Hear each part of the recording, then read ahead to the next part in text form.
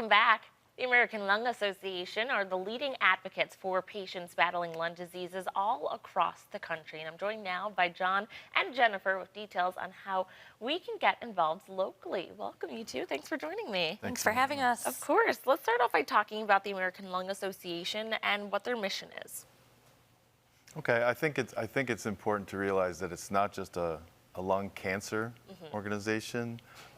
Lung health can be affected in so many different ways, from asthma, COPD, obviously as well as lung cancer. And everybody has lungs. It's not a smoking charity. It's not just if you've smoked.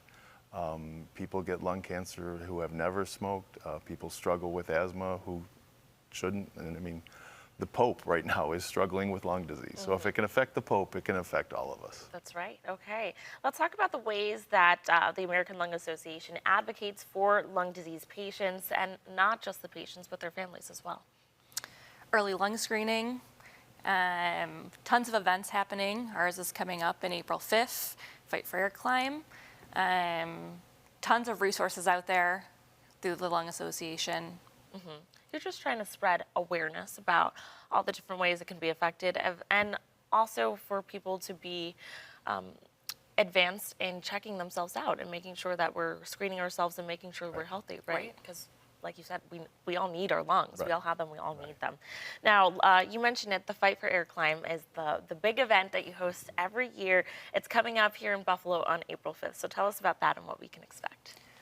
You can expect to climb 796 stairs at Seneca One. Oh, just 796, no biggie. No big deal. It's a great event. We literally climb the stairs, right? Firefighters do it in full gear. Civilians, we don't wear any special gear. Volunteers are providing some energetic cheering at each little landing point. And there's a DJ, but at the top of the stairs, all of our sponsors hand out, free swag, get a little stretch at the end, a massage. So well worth your 36 floors, right? 36 floors. Yeah. And that's Seneca One, correct? It is at Seneca One. And we're seeing videos, so we're seeing all different types of people that are able to do this. You don't have to be a specific person or a super, super fit person. Anyone can do this, right? Yes, we did the math. We sat down, and a 60-year-old person could do the stairs in 10 minutes. That's in reasonable health. Wow. Because that's the argument I make with people, because it sounds like a lot. It does. Seneca One's very tall. It's a lot of stairs. It seems like a lot of floors. It's self-paced. It's not a race. It's an accomplishment. I'm competitive. I'll beat you, John. Oh, it's on now. I like it. I approve of this. But again, it is self-paced. You can just go at your own pace. You can stop, stand on a landing, talk to one of the volunteers. I will probably be wheezing by at some point. Stop me, say hello. That's okay. But also, that is the point for us to understand what it's like living with any sort of lung disease, Right. correct? It's Right. a simulation. Yes. And it's really special that the firefighters participate and in all their gear, right? Yeah, that can be hard to watch, because it brings a tear to your eye, because you see them in this 50 to 70 pounds worth of gear, climbing the stairs. And these are fit people who are fit for a living.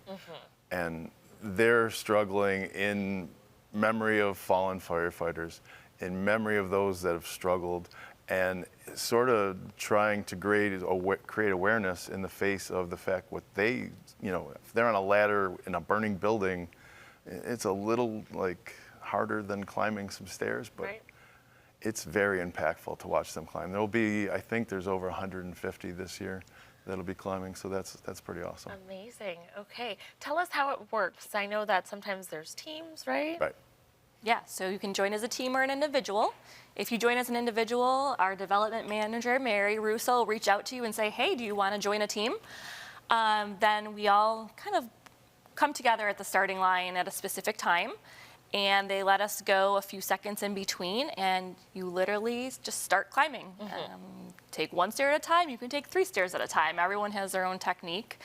You make it to the top and get to relax for a little while. Yeah. Do you take an elevator back down? That's the most important part. That's an right? excellent. That's the Elevator excellent down. question. Yes. And we saw Stretch Lab there too, so you do get a nice Yes, stretch you at get the a top. stretch. Yes. It'll all be worth it. Exactly. The professionals will Right. stretch you out. Okay, do you need to be fundraising individually and as a team? How does that work? You fundraise individually. The minimum amount is $100. We're trying to get everyone to Fight Club, which is 716, or $716. And from there, you earn milestone badges, which we post on our social media, right? If you're going to contribute to yourself, if you've met a certain dollar amount. So $100, not bad. Asking 10 friends for $10. Yeah, there you go. And there's levels to it. Right. There's levels to it, and there's levels to the stairs, right? All right, well, where can our viewers go to learn more information or register? The best place to start is climbbuffalo.org.